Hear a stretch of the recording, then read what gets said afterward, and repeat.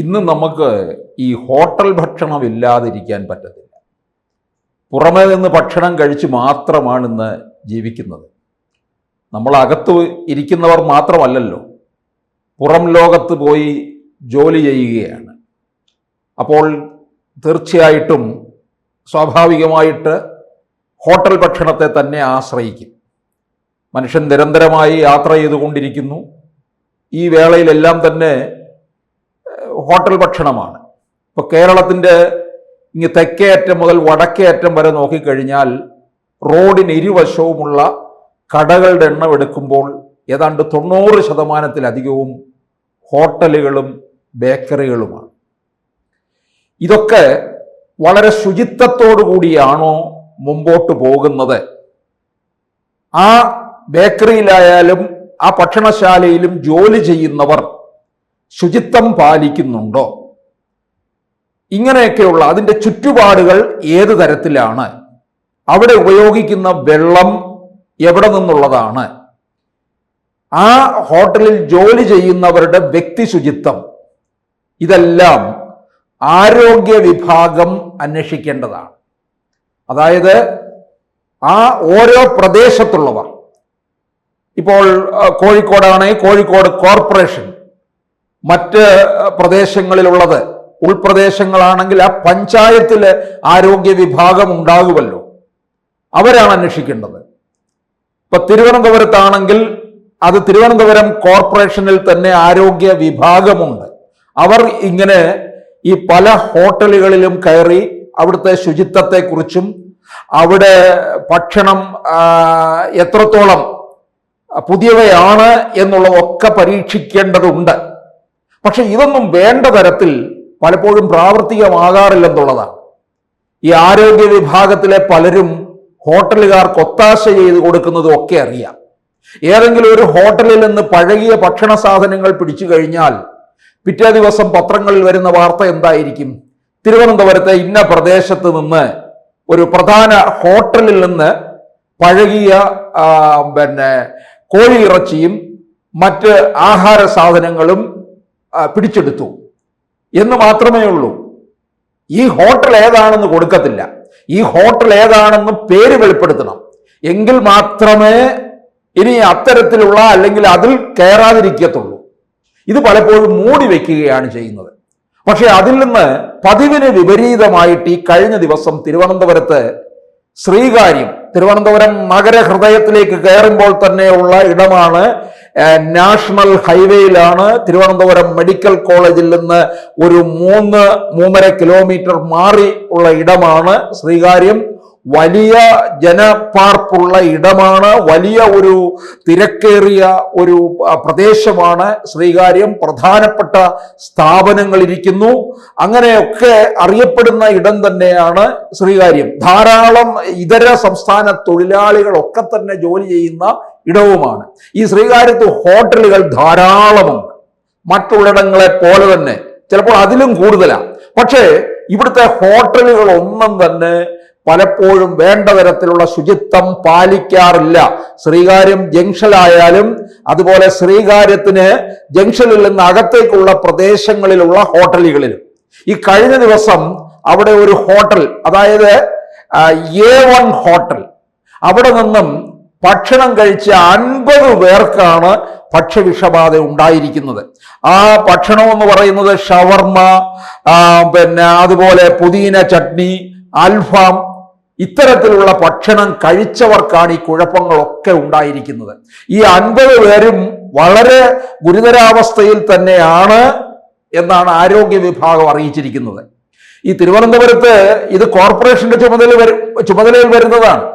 പുതിയ ഭരണം സമിതി അധികാരമേറ്റതോടുകൂടി ഈ ഇത്തരത്തിലുള്ള ഈ ഹോട്ടലുകളിലെ ഈ കാര്യങ്ങൾ പരിശോധിക്കുന്നതിൽ കൂടുതൽ ജാഗ്രത പാലിക്കാൻ തുടങ്ങിയിട്ടുണ്ട്. നമ്മുടെ പഴയ ഒരു മേയർ ആര്യ രാജേന്ദ്രന്റെ കാലത്ത് ഇത്തരത്തിലുള്ള തോന്നിവാസങ്ങൾക്കൊക്കെ ഹോട്ടലുകാർക്ക് കൂട്ടുനിന്നു എന്നുള്ളതാണ്. അവരുടെ കയ്യിൽ നിന്നൊക്കെ പലരും പണം പറ്റിയോ അല്ലാതെയും ഒക്കെ തന്നെ അവരെ സംരക്ഷിച്ചു കൊണ്ടുവന്നു എന്നുള്ളതാണ്.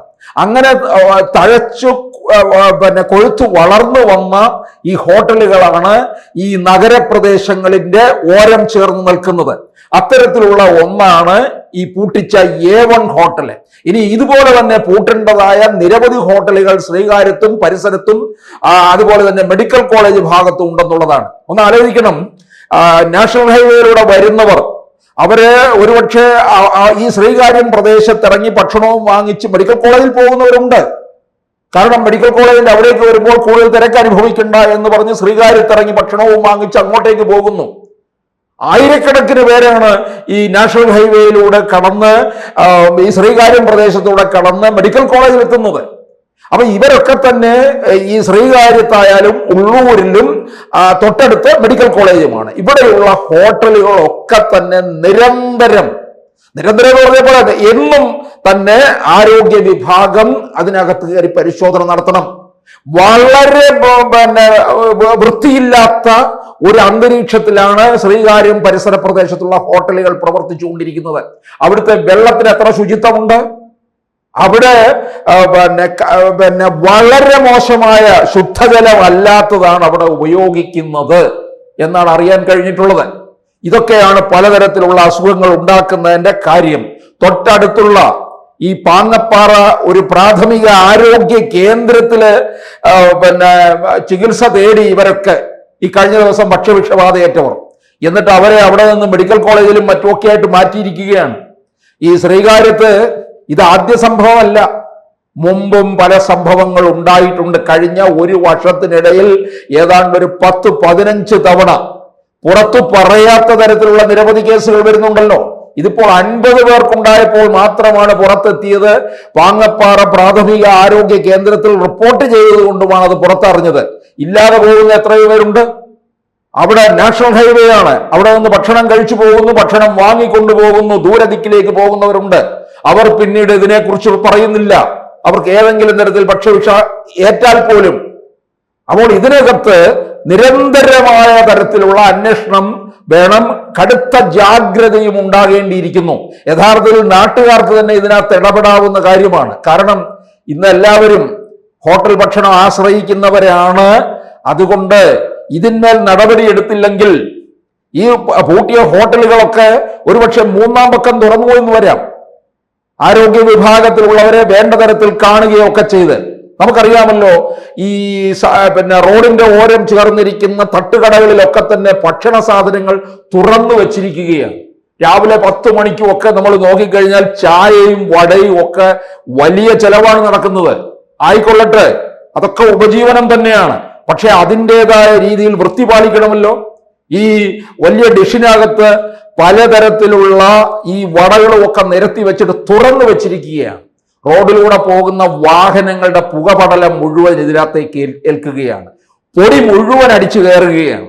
ഹോട്ടലിൽ നിൽക്കുന്ന അത് വിതരണം ചെയ്യുന്ന അവിടെ നിൽക്കുന്ന ആള് മാസ്ക് ഉപയോഗിക്കാതെ പോലും അവിടെ നിന്നുകൊണ്ട് ഉറക്കെ സംസാരിക്കുകയോ ഒക്കെ ചെയ്യുമ്പോൾ അയാളുടെ വായിൽ നിന്നുള്ള ഉമനീര് പോലും ആ വടകളിൽ വീഴുകയാണ്. അപ്പോൾ അത് ആ വട തുപ്പൽ വടയായി മാറുകയാണ് ചെയ്യുന്നത്. ഇത് പലപ്പോഴും കോർപ്പറേഷനിൽ ആരോഗ്യ വിഭാഗം കണ്ട് അവരെ ശാസിച്ചിട്ടുള്ളതാണ്. അവർ പോയി കഴിയുന്നിടം വരെയും ഒരു പ്ലാസ്റ്റിക് കവറിട്ട് മൂടും. പിന്നെ അത് കഴിഞ്ഞാൽ തുറന്നിരിക്കുകയാണ് ചെയ്യുന്നത്. അവിടെ കടയിൽ എത്തുന്നവർ തന്നെ ഇതിനകത്ത് പ്രതികരിക്കേണ്ടിയിരിക്കുന്നു എന്നുള്ളതാണ്. ആരോഗ്യ വിഭാഗം ചിലപ്പോൾ കണ്ണടച്ചാൽ നമ്മളെ പോലുള്ളവർ ഇതിനകത്ത് ഇടപെട്ടില്ലെങ്കിൽ അത് നമ്മളുടെ ആരോഗ്യത്തെ തന്നെയായിരിക്കും ബാധിക്കുന്നത്. തിരുവനന്തപുരത്ത് ശ്രീകാര്യവും ഉള്ളൂരും മെഡിക്കൽ കോളേജും ഉള്ള ഹോട്ടലുകൾ സൂക്ഷിക്കേണ്ടിയിരിക്കുന്നു. സൂക്ഷിച്ചാൽ നമ്മുടെ ആരോഗ്യം നന്നായിട്ട് കൊണ്ടുപോകാൻ കഴിയും. കൂടുതൽ വാർത്തകളും വിശേഷങ്ങളും നിങ്ങളിലേക്ക് എത്താൻ ABC മലയാളം സബ്സ്ക്രൈബ് ചെയ്യുക, ബെൽ ബട്ടണും അമർത്തുക.